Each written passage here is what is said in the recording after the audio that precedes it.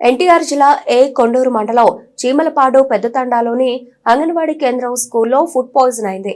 అంగన్వాడీ కేంద్రంలో 18 మంది చిన్నారులకు గాను 11 మంది చిన్నారులకు అస్వస్థతకు గురయ్యారు. వాంతులు విరోచనాలతో చిన్నారులు డీలా అయ్యారు. ఫుడ్ పాయిజనే కారణం అంటున్న చిన్నారుల తల్లిదండ్రులు హుటాహుటిన చిన్నారులను వారి తల్లిదండ్రులు మైలవరం ప్రభుత్వ ఆసుపత్రికి తరలించారు. ఇప్పటి వరకు విద్యార్థులందరూ క్షేమంగానే ఉన్నారని తెలిపిన అధికారులు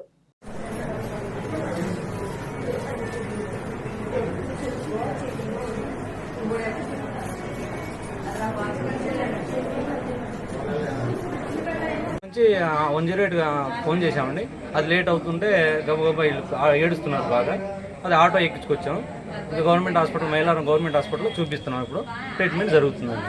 అక్కడ జరిగింది ఏంటంటే వీళ్ళు తల్లిదండ్రులు అనేది మేము నెల నుంచి కంప్లైంట్ ఇస్తున్నామండి.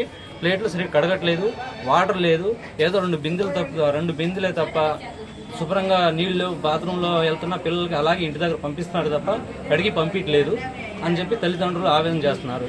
అలా కాకుండా వీళ్ళు ఏం చేస్తున్నారంటే ఒకళ్ళు వెళ్ళి కంప్లైంట్లు ఇస్తున్నా పట్టించుకోవట్లేదంట.